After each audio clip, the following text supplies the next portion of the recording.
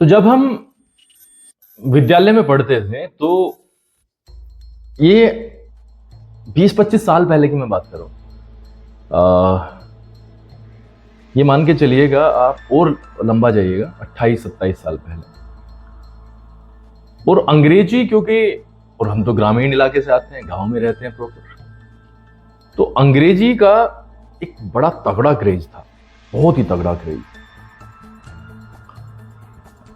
मेरे अभी भी याद है जब हम इंग्लिश सीखने के लिए मेरठ गए थे एक सेंटर में, तो कितना हेजिटेशन था हमारे अंदर, बहुत हेजिटेशन था। और मैं इसलिए ये वाली बात कर रहा हूं क्योंकि अभी की बात है, ज्यादा दिन पुरानी बात नहीं है, 2006 की बात है।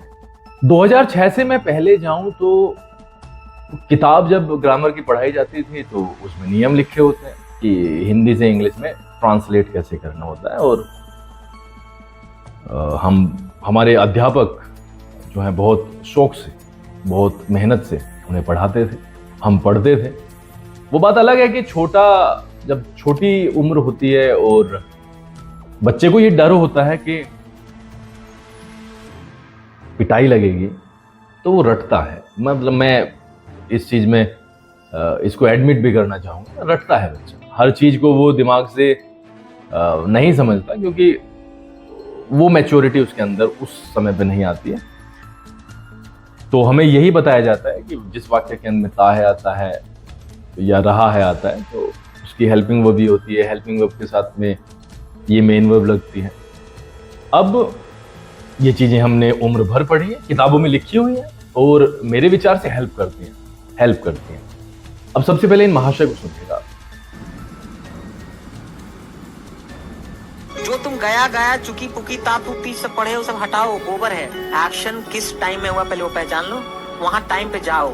अगर वो फ्यूचर का एक्शन है तो फ्यूचर में जाना पड़ेगा, प्रेजेंट का टाइम है तो अभी प्रेजेंट में जाना पड़ेगा, पास्ट का टाइम है तो पास्ट टाइम में, पहले उस टाइम पे जाना पड़ेगा। अब जाके देखना पड़ेगा कि उस टाइम पे एक्शन किस स्टेज में है, क्या उस समय हो रहा है तो कंटिन्यूअस, क्या हो चुका है उस समय तक, परफेक्ट। अगर कुछ समय से उस समय तक क्या है हो रहा है तो कुछ समय तक हो भी चुका वहां तक और अभी भी क्या है तो उसको परफेक्ट कंटिन्यूअस है। और अगर काम खत्म भी नहीं और काम कंटिन्यूअस भी नहीं, तो अगर दोनों नहीं तो पता नहीं चल रहा है कि कौन सा स्टेज है, यानी इंडेफिनिट है। जो तुम मेरा यहां पर गुस्सा इस बात से है कि किसी दूसरे व्यक्ति की बात को काटने का एक सम्मानजनक तरीका होता है और आप तो पूरा का पूरा सिस्टम ही काटने पे तुले हो। आपको ये अंदाजा नहीं है कि आपके बाप दादा इसी लेवल पर पढ़ के आए होंगे। मुझे नहीं पता कि ये किस तरीके से पढ़ा होगा ये वाला टीचर, बट अगर मैं और इससे पुराने सिस्टम में जाऊं तो ऐसे ही पढ़े होंगे और ऐसे ही पढ़ के लोगों ने कारनामे किए हैं। जब एक मैच्योरिटी वाली उम्र आती है ये वाले पढ़ने के बाद में, तो वो बच्चा सीख जाता है कि कौन सा टेंस है। फिर वो ये याद नहीं रखता कि वाक्य के अंदर ता है, रहा है या क्या है, वो फ्लो के साथ में सारी की सारी चीजें करने लगता है। भाई साहब कह रहे हैं कि उस समय में जाके सोचो, बिल्कुल ठीक बात है, उस समय में जाकर के सोचना चाहिए, लेकिन उस समय में जाकर के सोचने से पहले का अगर स्टेप आप देखोगे, बच्चों को लाइन पे लगाने का स्टेप आप देखोगे, तो यही स्टेप है। और मैंने पिछले 15-16 साल से, जब से भी मैं पढ़ाई में आया बच्चों को पढ़ाने के, मैं घमंड में नहीं कह रहा हूं, लेकिन मैंने ग्रामीण स्तर पर बहुत मेहनत की है और मेरे बहुत सारे बच्चे इन्हीं तरीके के नियमों से, उसी प्रकार जैसे हम पढ़े थे उसी में थोड़ा सा मैंने रिफॉर्म करके, जो चीजें मुझे वहां पर दिक्कत हुई थी अपने पढ़ने वाले टाइम में, उसमें थोड़ा सा रिफॉर्म करके मैंने करने की कोशिश की है। और आप यकीन मानिए उससे बेहतरीन रिजल्ट मुझे मिले हैं और आज तक भी मिलते हुए आ रहे हैं। आप मेरी वीडियोस को देखते होंगे स्कूल। लेकिन मैंने हमेशा से एक बात की है कि आज एक ऐसा जमाना है, हम आज की पीढ़ी की बात करते हैं कि सम्मान नहीं करते हैं। भैया आप तो देखो, आप किस तरीके की भाषा का या किस तरीके की टोन आप सेट करना चाहते हैं। आपको इस बात का अंदाजा नहीं है कि आप कह क्या रहे हैं, मतलब आपने शब्द किस तरीके का यूज किया है। जो तुम गया गया चुकी पुकी तापुकी सब पढ़े हो सब हटाओ, गोबर है। आपको थोड़ी सी भी शर्म नहीं आई कि आप क्या, मतलब इसका इम्पैक्ट क्या गया। और आपके स्टूडेंट देखते हैं आपको। मैंने हमेशा से एक चीज सीखी है कि आगे बढ़ना है, आपको फेमस होना है, तो भाई किसी दूसरे को गिरा करके वो वाली चीजें नहीं मिलती हैं। आपको आउटरन करना पड़ेगा इन दी क्वालिटी।